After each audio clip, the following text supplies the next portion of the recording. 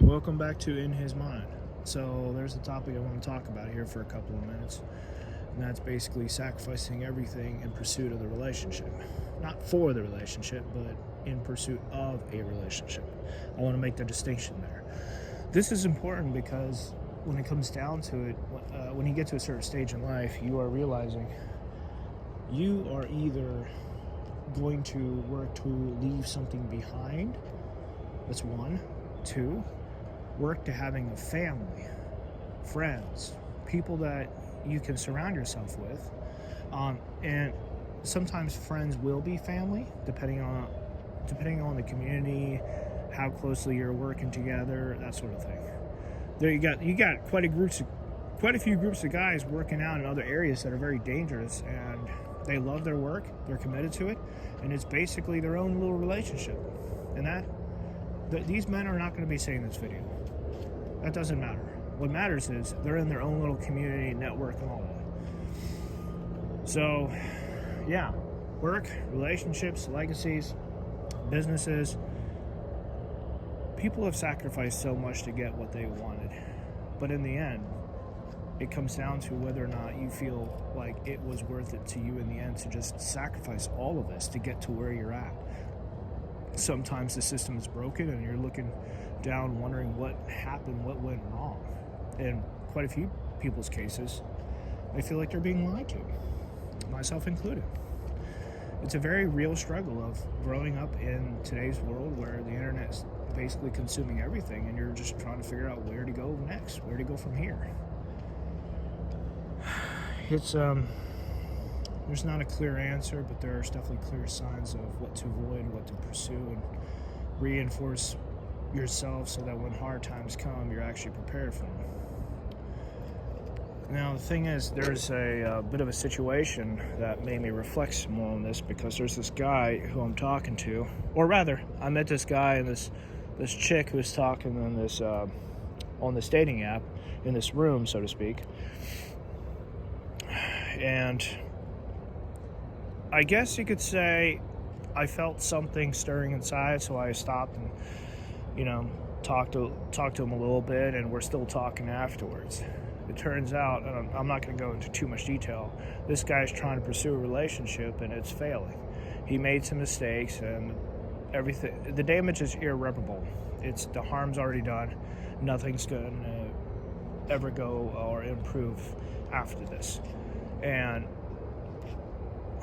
the female is wondering whether or not she should cut off all communication, because once the harm was done, she tried to let him down easy like most every other woman, because they want to avoid conflict. Most want to avoid conflict. I am seeing a dangerous trend where there are many who are easily offended, who are seeking retribution, seeking vengeance, seeking to lash out at those who would dare stand in front of them. I'm seeing this in men too, but predominantly women seem to be more online on social media talking about this, which is why you hear more about women talking about this than men. The whole thing's sad. It makes you reflect on what all is worth a relationship and just how far you should go. Biblically speaking, God has laid the groundwork, and He's taken the first step in reaching out to us to say, here's an invitation. This is what I say about you, and it doesn't change from person to person, because this is just general. It's a blanket statement of I love you.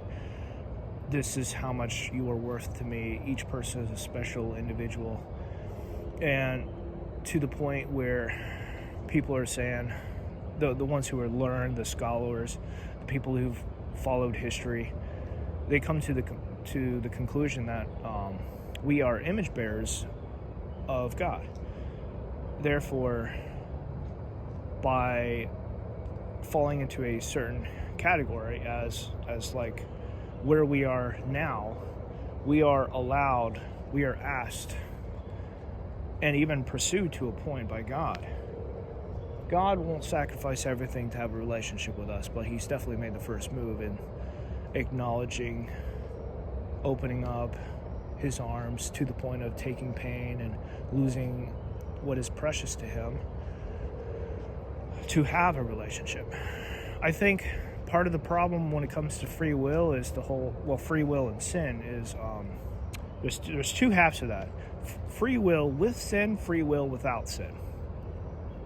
Free will without sin is basically running the risk of everyone being the same. There's little flavor. Everyone's going to be and act the same. Individuality and uniqueness is going to be tampered because there isn't much to compare one another to each other. We may have different abilities and all of that, but like our lives will not be drastically different.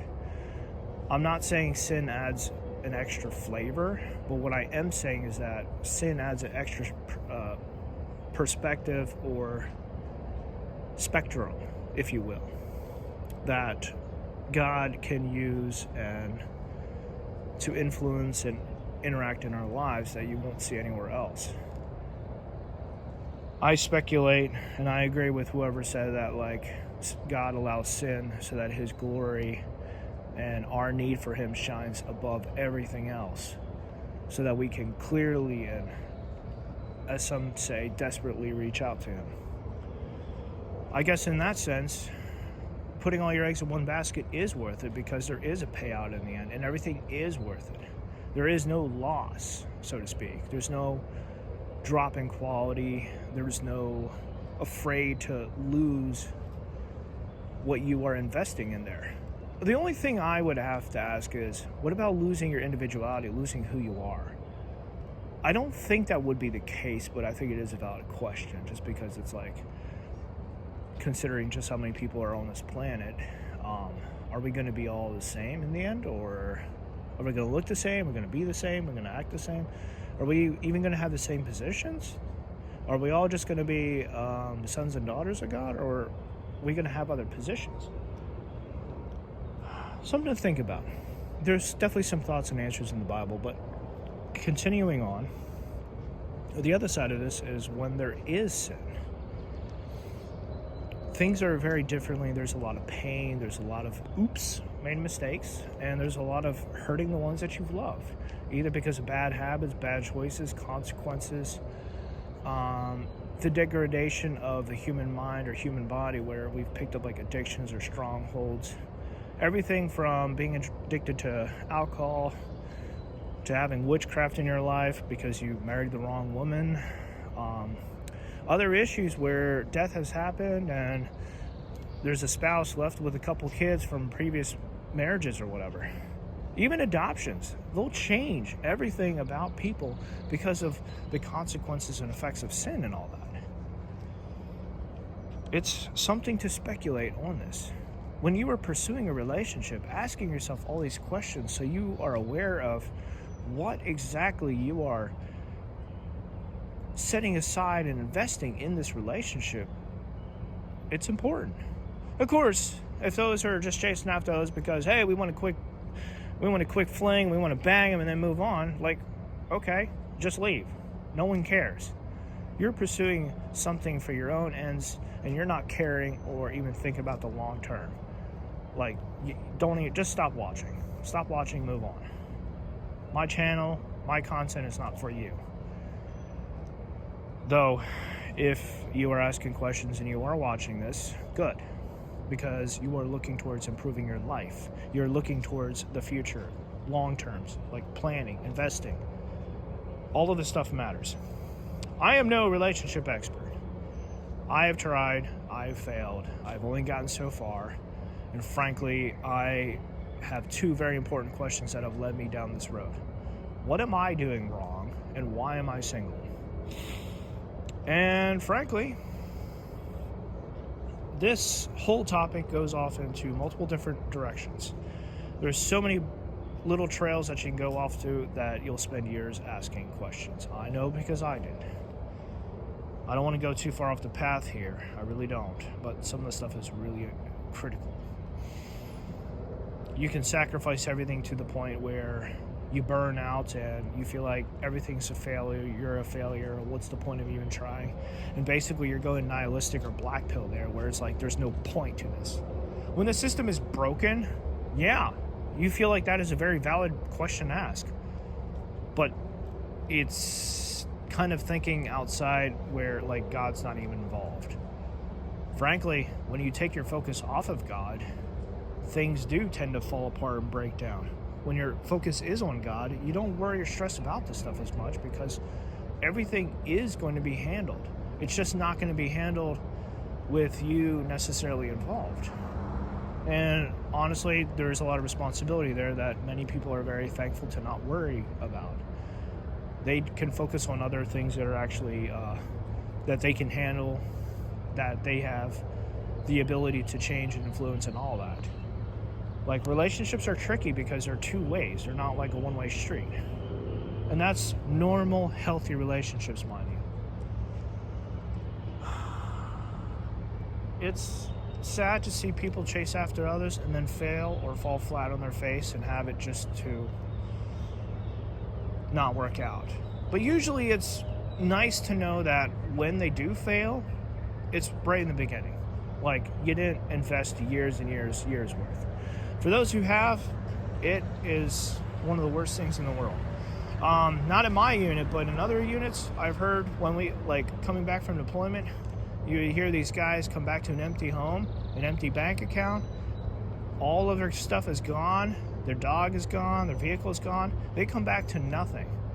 And there's quite a few of them that just broke down crying and ended up taking their lives afterwards. It's just like, what's the point of even going on? Because I literally have nothing left. Oh man, it's a killer.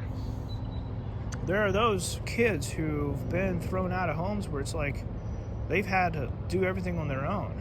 And they've developed issues to the point where, like, the foster parents can't even take care of the kids because of just how bad they've gotten.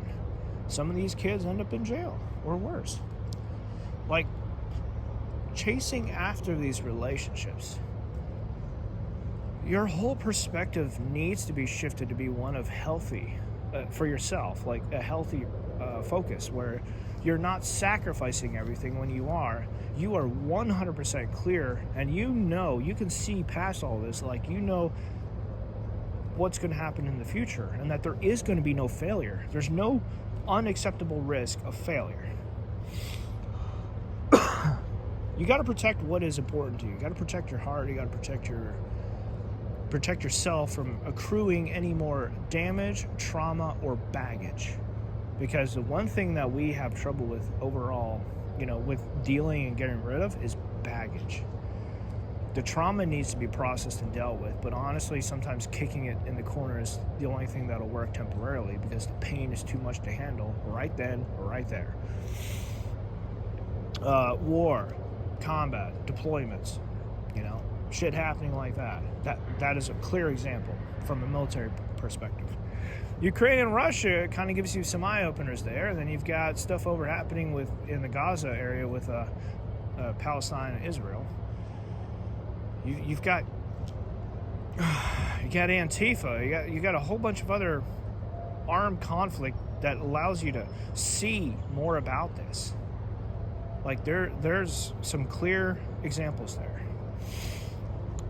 Anyway, as I said, there's a lot of different topics and side trails you can go down with this. I didn't want this to be a very long video, just to ask some questions, point some things out, and say, like, just be careful. When you're pursuing something, like, are you 100% clear? Are you know that it's going to pay out in the end?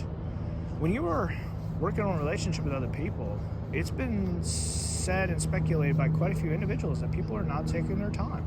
They're basically, I like you, you like me, let's jump into bed and bang. And then it's just like, okay, everything's based on what? Sex, looks, attraction? Anything deeper? Are you looking for a family? Are you looking to settle down?